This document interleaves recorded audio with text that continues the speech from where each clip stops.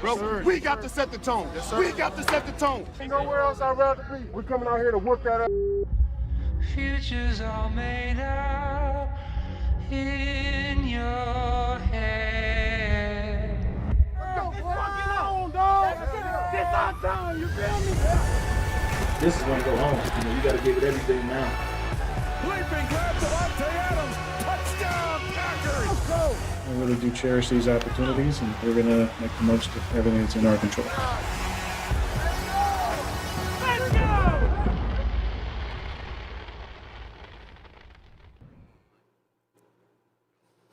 It's the number one scoring offense versus the number one scoring defense, and it is going to be a lot of fun. Rams, Packers. Max, you're up first here. What do you think is the most important matchup in this one? It's Donald against the interior offensive line. To me, and there are lots of good matchups, but that's the most important one.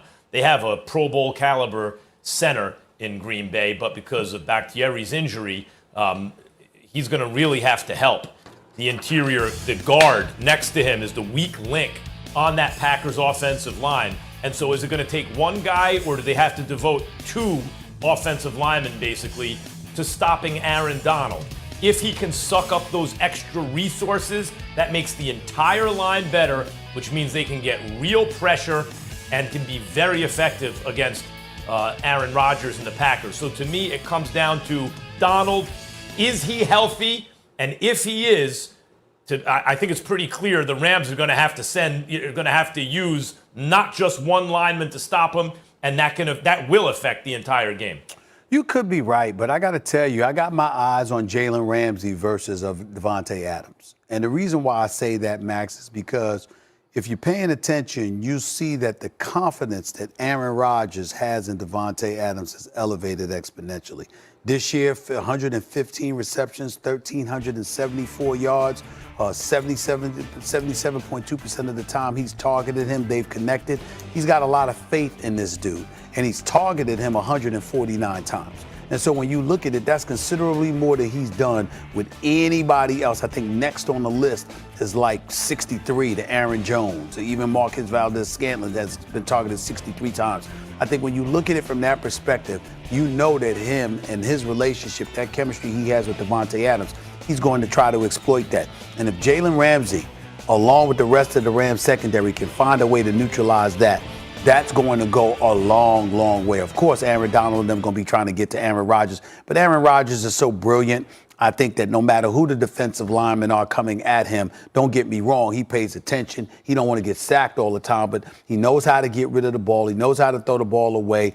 He's patient. He knows what he's doing better than most. And I just think it's a situation right now they can work around that. What they can't work around is if receivers can't get open, particularly his favorite target. That's what I'm looking at. Well, you definitely highlighted the sexiest matchup, no doubt. I mean, Jalen Ramsey there are very few corners in the history of the NFL who can genuinely shut down a number one receiver. Ramsey's been so good this year, I almost feel sorry for the number one receiver on the other team, because in this day and age, when every rule favors them and it's almost impossible to do, he's been spectacular. That's absolutely the matchup to watch for entertainment purposes. But in terms of the actual goings-on the field, what's actually strategically going to affect the game, if you're missing your best tackle, and now Aaron Donald is lined up against your weakest link on the offensive line, that is an enormous strategic advantage for the Rams, because they're going to have to help. And as soon as they do, if the center's helping out, there's another defender who's going to be a lot better than he'd otherwise be. And that entire thing means no pocket for Aaron Rodgers, pressure on Aaron Rodgers, and it means it's a ball game. All right. Packers by 6.5. We'll leave it there, fellas. When we come back here on First Take, who will advance to the NFL's semifinals? We will get into that. And who's going to go home? Sure is. Let's go. Ryan Clark back here with us. Guys, Action Jackson got his first playoff win, and now he's going for number 2 up there in Buffalo, facing Josh Allen. Max, I'll start with you. You think the reigning MVP is going to pull off the upset? I do. I think Lamar Jackson leads the Ravens past the Bills team that everyone seems to think, and I might be one of them, that poses the biggest threat in terms of a matchup with the Chiefs. I think Lamar Jackson pulls the upset. Let me start by saying Josh Allen's improvement's been great. You know, every year he gets better. He's entering MVP levels. There's no question about it. Bills are really good. No knock against Josh Allen. This is about Lamar. See, everyone thought that there were a couple issues with Lamar. He couldn't beat good teams, it was said. If the defense knows how to play him, you can't beat him. And that's because he's a running quarterback. He's got to become a better pocket passer to win. Let me take those one at a time. Number one, Lamar Jackson never had a problem beating good teams. He beat a lot of good teams. He had a problem beating the teams he needed to beat.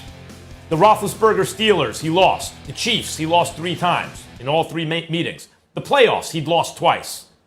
So that's 0-6 in the games you have to win and almost undefeated in every other game. That's not a you can't beat good teams problem. That's a choking problem. Lamar Jackson had a choking problem, period. And by the way, I've said this about certain athletes. I take no pleasure in saying it. Paul George, James Harden, Clayton Kershaw. Clayton Kershaw finally won a World Series. I'm very happy for him. I hope Harden and Paul George, Harden's trending in the right direction that way. I hope Paul George gets over it too. But Lamar had it. He was starting to get that reputation, and he was earning it. But he was trending in the right direction also, guys. The second half of his first playoff disaster was better than the first half. The second playoff game was better than the first playoff game. And in this playoff game, he got it done against a very good Tennessee team that had beaten him this year and beaten him last year in the playoffs to knock him out. So he can win when the lights shine brightest. Now, how did he win? Does he have to be more of a pocket passer and everything? Just because no one who's played like Lamar Jackson has ever won a Super Bowl doesn't mean it can't be done. Because no one's had Lamar Jackson's level of talent and dedication with the defense that Lamar Jackson has. No, he can do it. He has to be big on third down. He has to make some key passes, and he's got to run that ball. And by the way, guys, Hollywood Brown's got to be Hollywood Brown, not West Covina Brown or whatever he's been. Yes, Lamar needs some help. He does need some help. But just because it hasn't been done before with a guy who plays like this doesn't mean it can't be. And I'm betting Lamar pulls off the upset. Well, I appreciate that dissertation on what could happen before you finally told us what you believe will happen. Thank you for so much for eventually getting to that point. Of course, he can pull it off. He's Lamar Jackson. My only point is that I'm just of the mindset, Max, that when I look at Lamar right now, particularly in the inclement weather that they're expecting to have in Buffalo, I'm expecting that to be a factor. If this game was in Baltimore, if it was under better, more ideal conditions, similar to what we saw last week in Tennessee, I would feel differently, to be quite honest with you, because I think that Baltimore Ravens defense is real. But I also think that the Buffalo Bills have been underrated in terms of the complete team they are and how exceptionally well coached they are by McDermott. We've seen the progress that Josh Allen has made.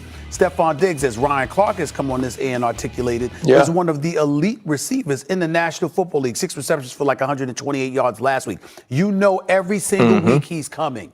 And somehow, some way, he's showing you this is what life with me is like when Kirk Cousins is not the one throwing me the football and it's somebody else. And so when I look at it from that perspective, I'm just of the mindset in Buffalo, on their home turf, inclement weather, with not much of a passing game by Baltimore, it's going to have to be the wheels of Lamar Jackson to really, really pull it off, in my estimation, along with their defense. I believe in their defense. I believe in his wheels. But I believe against a team like Buffalo, this particular season, I think it's going to take more than that to knock them off. And I don't know in those conditions whether or not that's going to happen. Straight up, I get where you're coming from, Max. But I think that I don't care if it's 1 inch, 2 inches. If the turf is slick, that could be a problem for defenders with somebody like Lamar Jackson running the football. But it'd also be a problem for him actually running the football, particularly when everybody knows he's going to run, because you're not worried too much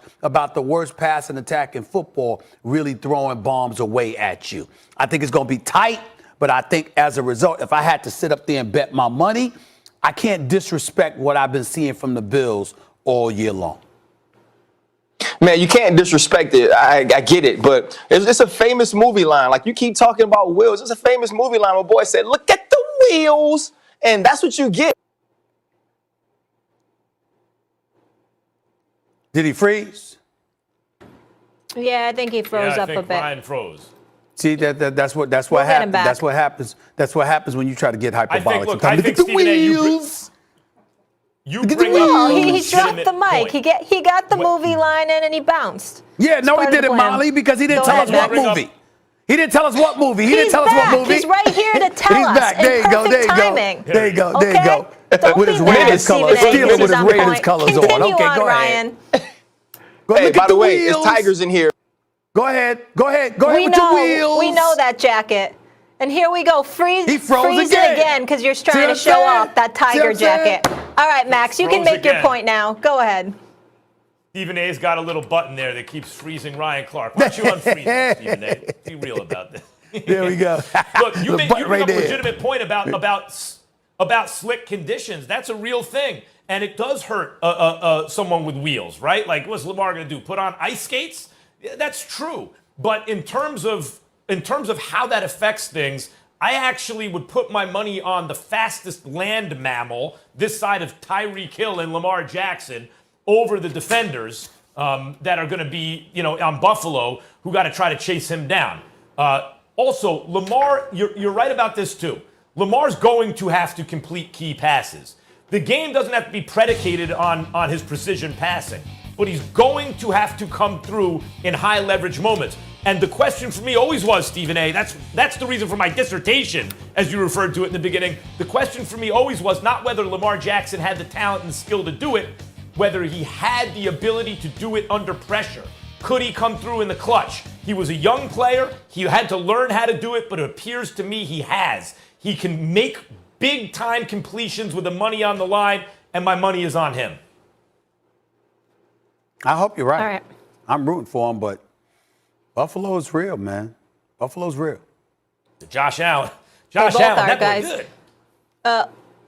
Lamar Jackson and Josh Allen rank 1 and 2 in total QBR since Week 13. That's including the playoffs. So they're both tops in the league in that stat. All right.